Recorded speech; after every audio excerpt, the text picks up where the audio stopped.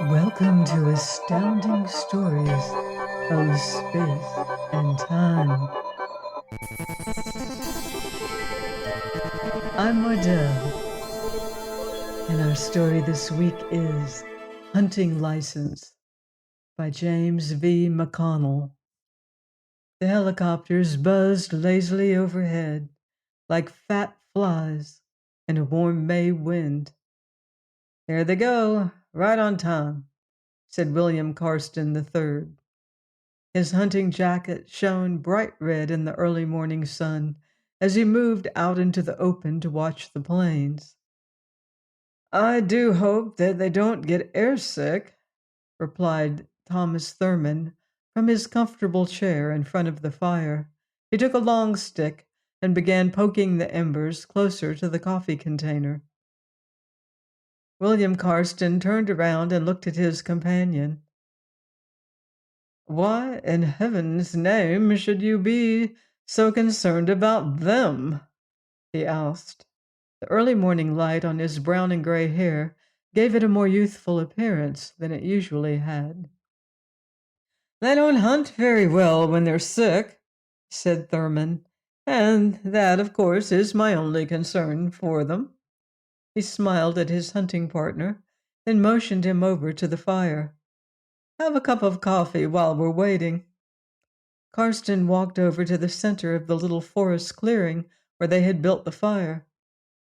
"I might as well have a cup, I guess," he said. His face furrowed with deep lines that had taken half a lifetime to create, wore a slight frown. "But I wish that Emmett would get back. What's the sense of hiring a hunting guide if he's not around to take care of things for you? I'm getting hungry." Thurman laughed at him. "If you'd worry more about where we're going to hunt, instead of spending all your time thinking about your stomach, we'd probably have better luck," he said.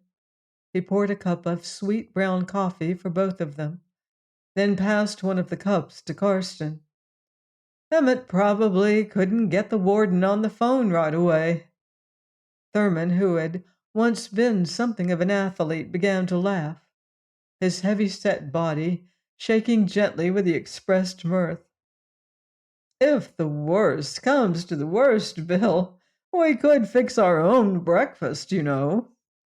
Carston uttered a sigh. "Hunting just isn't what it used to be. Sometimes I wonder why I bother to come out at all." He settled down comfortably on a collapsible chair and looked around him. He could just see the top of a tall metal fence, a few hundred yards away, the stout circle of steel that engirdled the game preserve, cutting it off from the rest of the world. "You come hunting for the same reason that I do, Bill Carston, because you love the thrill of the sport," Thurman told him. "Because there's nothing like it in the world, the bright open air, the smell of green forest, and the pleasure of pitting yourself against the hunted. That's why you come hunting." Carston shrugged. "I suppose you're right, but—" He stopped in mid-sentence, interrupted by the sound of trampled underbrush. "Oh, here's Emmett back." Emmett Packer, registered hunting guide, came from behind a clump of bushes into the little clearing in the woods. His bright yellow hunting jacket reflected a dazzling pattern of sunlight and shadows in striking contrast to the man's weathered complexion and dark black hair. He waved a muscular arm at his employers. "Sorry I took so long, boys," he said, walking towards them. "But I had trouble getting the warden on the car telephone. The line was busy." Emmett poured himself a cup of coffee. "But I finally got a hold of him. He'll be along in a little while. And the horses are all lined up for us at the gate, so we shouldn't have any trouble at all." "Good," said Thurman. Emmett smiled. "Now I suppose you boys would like a little breakfast." Emmett said it not quite as a question, but more as an assertion of a known fact. Of course, said Karsten. I'm starving. Got to have energy to hunt, you know. He smiled jovially. Emmett set about opening canisters and boxes in preparation of the meal. Thurman and Karsten leaned back in their comfortable chairs and stared at the scenery. Overhead, one last helicopter droned by. In the tall forest grass, a cricket chirped angrily. How would you like your steaks? Asked Emmett. Medium, said Thurman.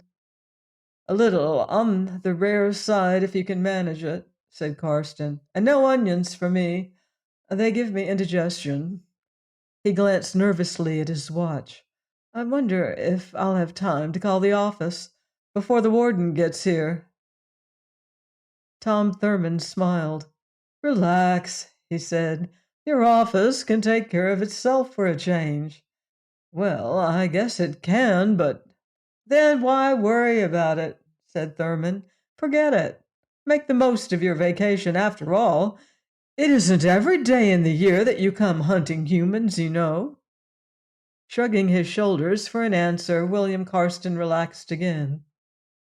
The aroma of cooking meat permeated the morning breeze, mingling with the subtler smells of pine and warm, rich earth. In the nearby trees, birds sang out loud. Wonder how many we'll get this year, asked Thurman after a while. Emmett looked up from his chores. If you boys will just follow my directions, you'll get the limit. He smiled proudly. My hunters always come back with the limit, you know that. Karsten harumphed. I saw some of the sorry specimens you dug up for the Kilpatricks last year. And I must say, he continued, they were the poorest excuses for human beings I've ever seen. Emmett frowned and started to answer, but Thurman spoke first. That reminds me, Bill, if we bring back any bodies this year, Martha says we'll have to wrap them up first. What's the matter with Martha?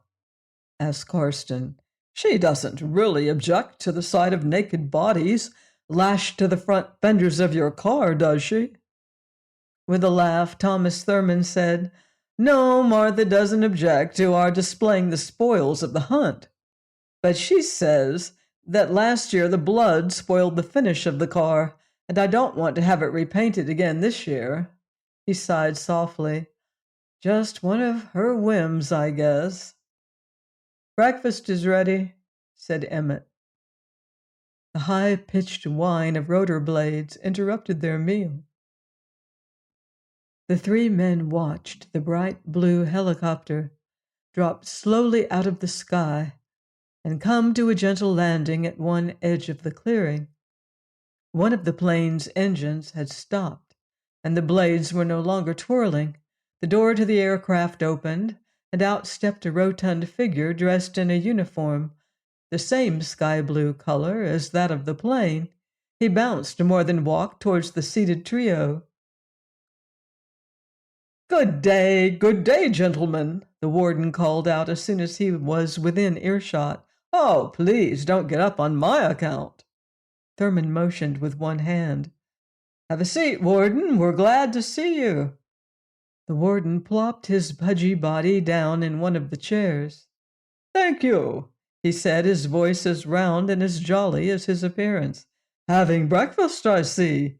He waved a hand. Oh, please don't offer me anything to eat. I'm on a diet again, he sighed. Emmett rose to get the papers that the officer would want to see. How's the crop this year, warden? He asked. A frown crossed the fat man's face. Fair, just fair, he said. I can't understand it, really. A few years ago, there were so many of them. His face brightened a bit. But then there's still enough to go around, and that's the important thing.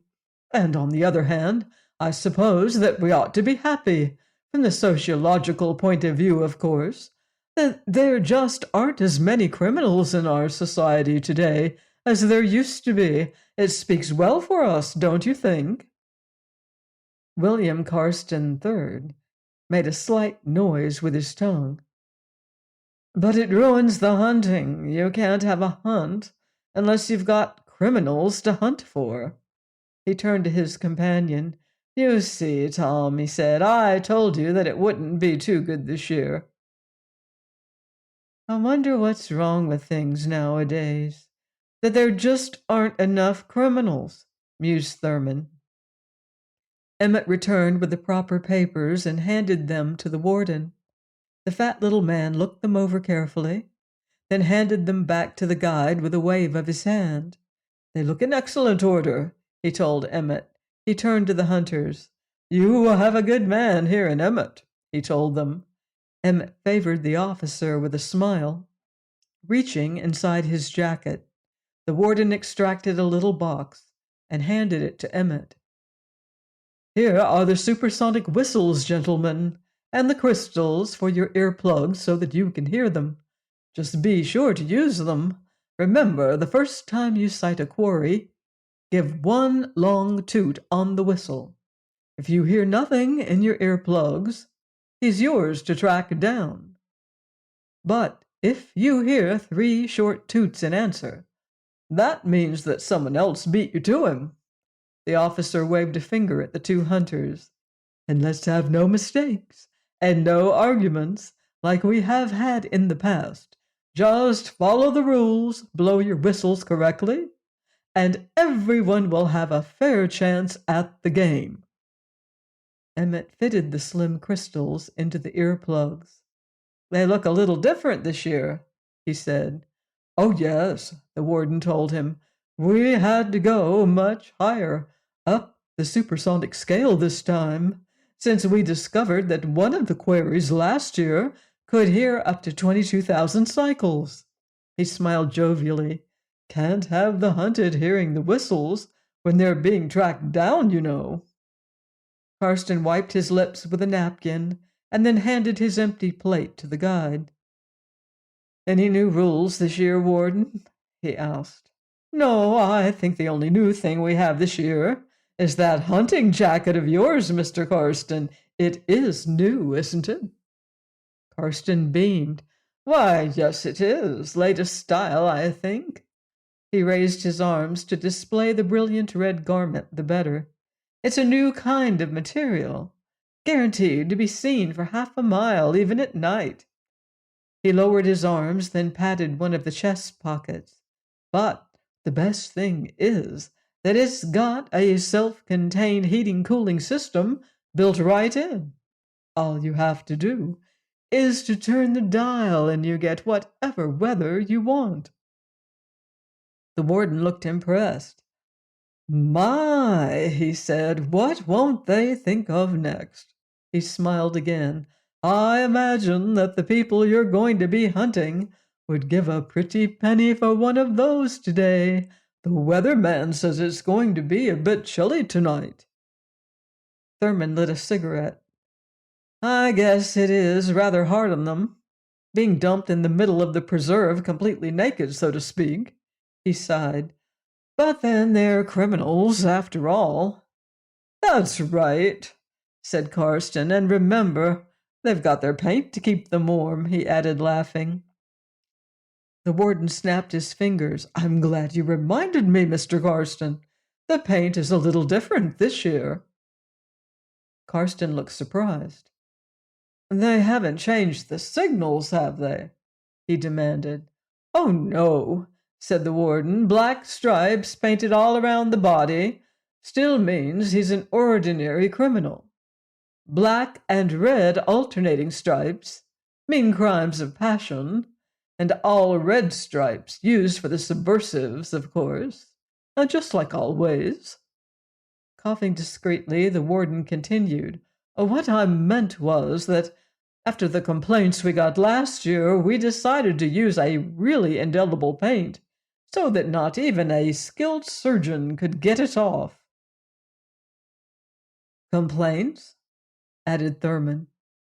The warden gave a gigantic sigh. That's right. It seems that some of the hunters, not people like you, mind, but some of them have been altering the color of the stripes after they've bagged their game." He smiled. "And we can't have that, you know. It just isn't sporting. When you display your trophies, you want all the glory that's coming to you, but no more than you actually deserve."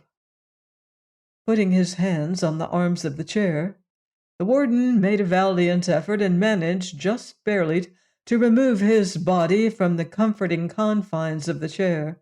"Well," he said, "I must be off. Have a lot of other hunters to see before the season opens." The two hunters rose and shook hands with him.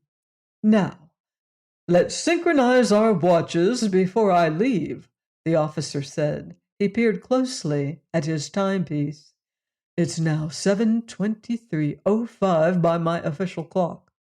I got word on my plane radio just as I was landing that the criminals were dropped in the center of the preserve at 7:03 exactly." He looked up. "The season opens at 10 sharp. I'll see you at the gate before then, of course." He turned around and bounced towards the plane. Before shutting the door to the aircraft, he gave them a final wave of his hand. "Good hunting," he called. A little past 10, the three men were riding their horses across the gentle plain that led to the mountains in the center of the preserve. They had passed through the gates with scores of other hunters the moment the season was officially opened. "Emmett," said Thurman, jogging along on his large horse, "are you still going to insist on taking us down to that little pass, first of all?"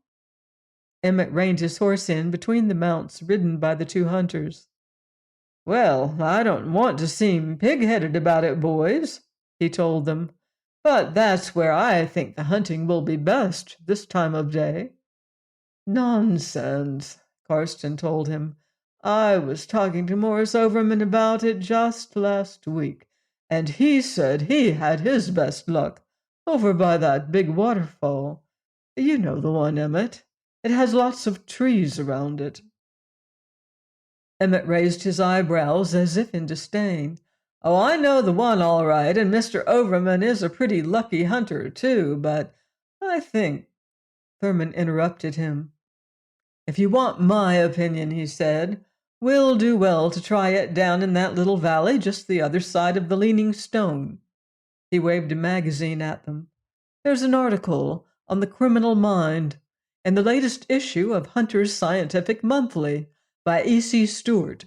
He says that criminals always favor depressions, and that ought to mean valleys, too." Frowning, Emmett replied, "Well, Stewart ought to know. He's a psychologist after all, but I must remind you that my services are guaranteed only if you follow my directions. If you do like I tell you, I promise that both of you boys will come back with at least one trophy. Why, I even signed a contract to that effect with you." "We know all that," Karsten told him. "But if you insist on striking off on your own, the guarantee doesn't hold." Emmett paused for a moment as if for effect, then continued. "Now look, boys," he said, "doesn't it make sense really that since hunting is my job, I'd know where the big ones are? I don't mean to knock anyone else, but this is my business, you know, and I've been at it for a good many years now, so you boys just stick with me, and you won't come back empty-handed." The two hunters made no reply, but Emmett could see that they weren't entirely satisfied. They rode along in silence for several moments. Then Emmett said to them in a confidential tone of voice, "Frankly, boys, I didn't want to tell you this because we guides like to keep our trade secrets to ourselves. But last year, the man I was guiding and I went to this little pass I'm taking you to, see? And we came up with a whopper." "Really?" said Thurman, showing some interest. He must have weighed 250 pounds at least. One of the biggest criminals I've ever seen, a magnificent creature, Emmett told them. You don't say, said Karsten. Who got him? Emmett smiled. A Mr. Thompson, down from the northern part of the district. The body was so big that Thompson had it skinned and tanned and made a really nice-looking rug out of it. He sent me a picture to show me. Thurman's eyes were wide with delight. Amazing, he said. As for myself, commented Karsten, I don't hold with this rug business. They're all right, I guess, for those who like them, but they get torn up so easily. Human beings just aren't thick-skinned enough, I suppose. 250 pounds, mused Thurman out loud. If he weighed an ounce, Emmett said. You don't get many that size, you know. He looked at the two hunters, then smiled securely. So, shall we just follow my lead and head for the pass first thing? All right with me, Thurman said. Me too, said Karsten. He belched loudly, then rubbed his stomach gently. I think I ate too much for breakfast, he said. The way to the little pass led up over the crest of one of the smaller mountains. The three men jogged along at an even pace over the level ground, but traveled more slowly up the steep facing of the mountainside. The two hunters often complained about the heat and the terrain as they rode. Emmett said little, except when he urged them to hurry along. The sun was high in the sky, just past the zenith, when the trio came down the side of a small cliff and out through a little pass onto an open space of ground.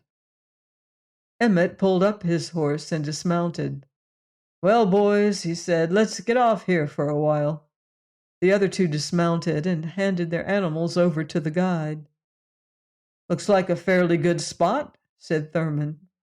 Emmett tethered the horses quickly and then began unpacking some of the equipment. He put up the collapsible chairs in the cooling shade of a single tree that stood near the center of the little clearing. Then he placed some of the boxes containing food around the chairs and handed the two hunters their guns. If you boys will make yourself comfortable, I'll go out and scout around for something to shoot at, he told them. Karsten settled down into one of the chairs with an audible sigh of relief. Thurman gave his gun a casual inspection. All right, he said to the guide, go ahead and see if you can find something worthwhile. Emmett tucked his rifle under his arm and headed off into the dense underbrush. Have something to eat, Karsten said, passing an open box to his companion. Thurman helped himself to the food, then leaned back in his chair. I don't mind saying that I hope Emmett will come up with a good-sized one right off, he said. You know what I'd like, Karsten said through a mouthful of food. I wish he'd find me a real redhead. That's all I really need to give my collection balance. He waved a chicken leg at Thurman. If it were a good-sized head, I'd hang it right in the center over the mantelpiece. I could surround it with heads that have dark hair and make quite an attractive pattern. My wife goes in for color schemes, you know. Tom Thurman sighed. The day was dry, and he could feel the drowsy heat of the sun. Even in the pleasant shade of the large tree, he began to fan himself with his hand. I understand the latest fad is to have the whole body stuffed and mounted on a plaque before you hang it up on the wall, he said. He shrugged his shoulders. Maybe I'm just old-fashioned, he continued, but it seems to me that they would take up an awful lot of room if you did that. A tiny gnat began to pester Karsten as he ate. He brushed it aside several times, but it always returned to whine annoyingly around his face. Well, Karsten said, there's precedent for it. Remember how excited old Maury was the first time he bagged a 200-pounder? Karsten guffawed. He was so damn proud he kept the whole body and tucked it away in his freezer. He used to pull it out to show people when he gave a party. Sighing in reminiscence, he continued, Had to give it up after a while, though. He thawed it out so many times that it began to spoil. He slapped violently at the gnat. Thurman opened his canteen and began sipping at the cool liquid inside. He was about to light a cigarette when he saw Emmett returning. Here comes Emmett, he said excitedly to Karsten. Maybe he's made contact. Karsten got up from his chair heavily. He's smiling. I'll bet he's found us a good one. He reached for his gun. Emmett walked up to the two hunters quickly. Well, boys, you're in, he said, grinning broadly. I found one, just like I told you I would. Where? Asked Thurman quickly. Down this little path here. About a quarter of a mile. He's hiding in a kind of thicket, but you won't have any trouble spotting him. The sun's bright there. You can see the white of his body clearly. He paused to give them a superior grin. And I don't think he knew that I'd spotted him. You stay here and look after the horses, Thurman told the guide. We'll signal you at the kill. The two hunters walked quickly down the path, under the refreshing shade of the forest. Both of them were excited, and they tended occasionally to stumble over tree roots and dead branches as they went. He must be just down the way there, Karsten whispered hoarsely after they had gone for some distance into the woods. Shh, whispered Thurman, attempting to quiet his companion. The path made a slight turn just beyond them, and when they had rounded it, they saw a thick clump of bushes ahead. Through the green and brown pattern of the leaves, they could see brief patches of pale white. That's it, whispered Karsten. Thurman nodded and pulled out his whistle. He gave a long, silent blast on it that he could hear only as a sharp, rasping noise from the tiny plug he wore in one ear. The two hunters stood quietly waiting, their faces filled with expectation. After a few moments, Thurman turned to his hunting partner. No answer. We must have spotted him first. Good, said Karsten. Let's go get him. They had no more than started towards their quarry when they saw a sudden movement in the bushes. The white patches disappeared, and they could hear the sound of running feet. Damn, said Karsten loudly. He must have heard us.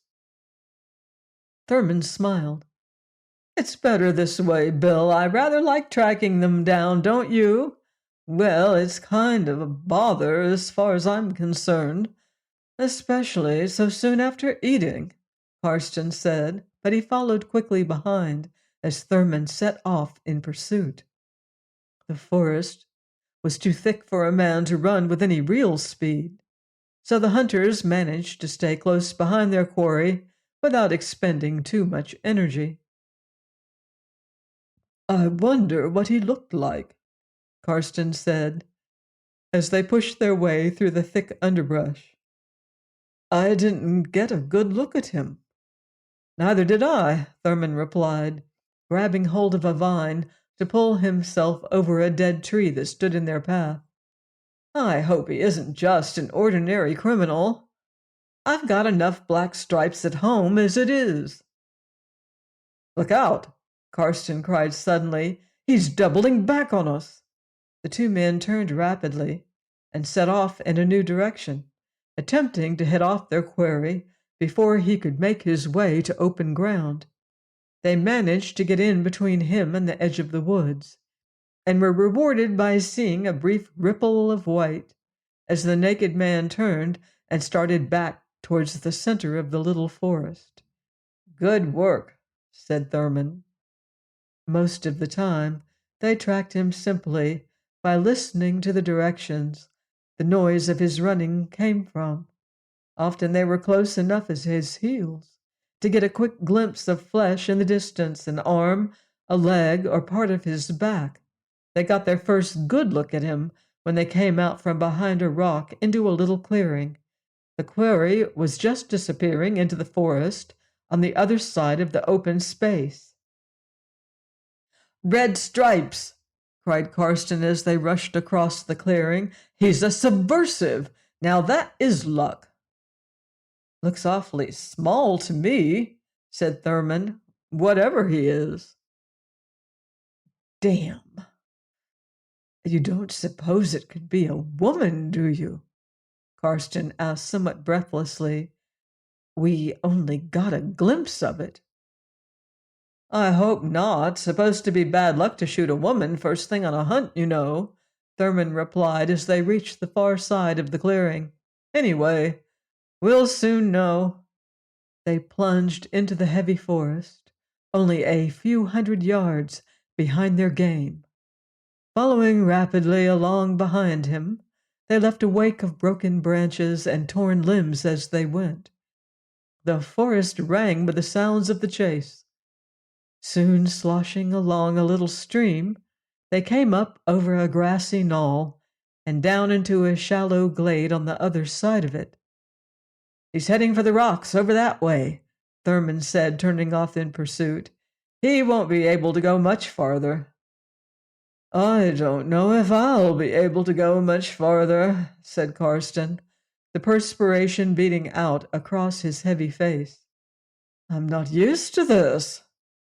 "Neither is he," Thurman reminded him. "Remember, he's had nothing to eat for almost a week, and they probably didn't let him sleep for 3 or 4 days back. He can't last much longer." "I hope not," said Karsten. They passed across a narrow strip of marshland, carefully avoiding most of the bog holes as they went. Just on the other side, as they came around a series of heavy berry bushes, they heard a long, shrill buzz from their earplugs. Thurman stopped quickly. "Somebody else has spotted him," he said, and took out his whistle. He gave it 3 lusty blasts and then stuck it back in his pocket. "That should fix them," he told his partner. They set off again in pursuit. Soon it became obvious to the 2 hunters that they were gaining rapidly on their quarry. They increased their pace just a trifle to take advantage of their lead. It was, perhaps, 5 minutes later when they tracked their man down and for the first time got a good look at him. They were very close to the outcroppings of a rather steep foothill when they came over a little rise and saw him scarcely 1,000 yards in front of them. "There he goes!" cried Karsten, "into that little pass between those 2 rocks." Rapidly they closed in upon the narrow pass. The opening between the big rocks was not much more than 10 feet wide. It led like a narrow corridor through the sides of the hill and then opened up beyond into a little canyon.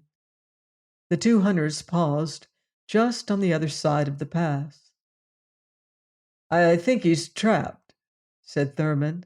"I can't tell for sure, because there are too many bushes in the way, but I think this is a little box canyon, and that this pass is the only way out." William Karsten looked around him. "Seems that way to me," he told his companion. "Let's move on in slowly." They took their time as they walked through the narrow canyon, checking behind each bush and rock as they went. The little valley was only 100 yards wide, but several hundred yards in length. On all sides rose a sheer cliff some 50 feet in height. When they were about 200 yards from the end of the canyon, they stopped. The cliff walls had narrowed, so that there was scarcely a 25-yard distance from one side to the other. Only one last row of bushes separated the hunters from their quarry. I can see him from here, Karsten said. He's up against the back of the canyon there, trying to hide. Well, this is it, Thurman said. It's a pity he's such a small-sized one. Well, asked Karsten, shall we flip a coin? Why not? Said Thurman. He reached in his pocket. Call it, he said. Heads, Karsten answered. Thomas Thurman tossed the coin high into the air. Its silver sides caught brightly at the sunlight as it mounted in a smooth arc, then danced back to earth. The two men leaned over to inspect it. Heads it is, Karsten said, grinning. I win. This is your day, I guess, Thurman told him. Karsten moved forward to the clump of bushes, Thurman following close behind. They could see the quarry clearly now, the whiteness of his body in bold contrast with the thick red stripes. He has gray hair, Thurman said. The criminal inched back along the rocky wall, seeking desperately for some exit. He tried to climb up the side of the cliff, but could do no more than to stir up a small shower of loose stones as he lost his footing. Suddenly he picked up a rock, twirled, and threw it at the hunters. It scarcely covered a third of the ground between them. Well, I like that, said Karsten. He's got his nerve. He raised his rifle to his shoulder and looked carefully through the telescopic sight. For several moments he held his stance. Then slowly he lowered the gun back to his side. I'm sorry, Tom, he said, but I think I'll let you have this one after all. Thurman looked surprised. What's the matter, Bill? He asked. William Karsten sighed. I think I used to know him. Oh, Thurman said, and then he frowned. You're sure it's not just because he's so small that you're giving him up? He questioned. No, quite sure. I think he was one of my professors back in college. Oh, well then, Thurman said. He put his gun to his shoulder and took careful aim. Shoot for the body, Tom, Karsten whispered to him. Don't want to spoil the head. Thurman pulled the trigger. The explosion split the quiet air apart and cast the pieces of silence as echoes up and down the little canyon. Good shot, Karsten told his companion. Nice and clean. Thurman smiled. Thank you, he said, and then, too bad you had to give him up. Shrugging his shoulders, Karsten said, well, that's the way of things. I don't remember him too well, but I think he taught me anthropology. Old Mac something or other. I forget his name. The two men started walking back towards the entrance to the canyon. I suppose that I could have taken him anyway, Karsten said as they walked. But I've never considered it in good taste to shoot someone whom I've known. I know how you feel, Thurman told him. It sort of, well, ruins the sport, if you know what I mean, Karsten said. Sure, replied Thurman. They went quietly through the narrow little pass, stopping on the other side. Thurman lit a cigarette and leaned back against a rock to rest. Karsten put a star shell into his rifle, pointed it towards the sky, and fired. They both watched as it burst into a gaudy blossom of fire and smoke far above them. That ought to bring Emmett on the run, Karsten said. He can clean things up and leave a marker. The plane will pick up the body later today. Thurman took a deep breath. The air had a tangy smell to it of springtime grass and early flowers. The warmth of the sun gave the forest a hazy sort of glow.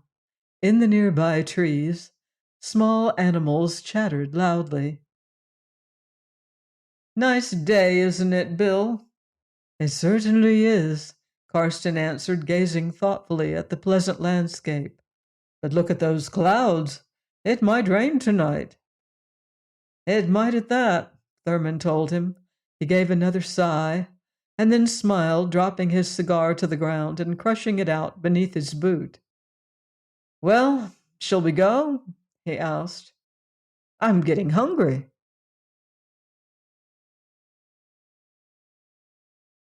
Please join me next time here on Astounding Stories of Space and Time. Until then, watch the sky.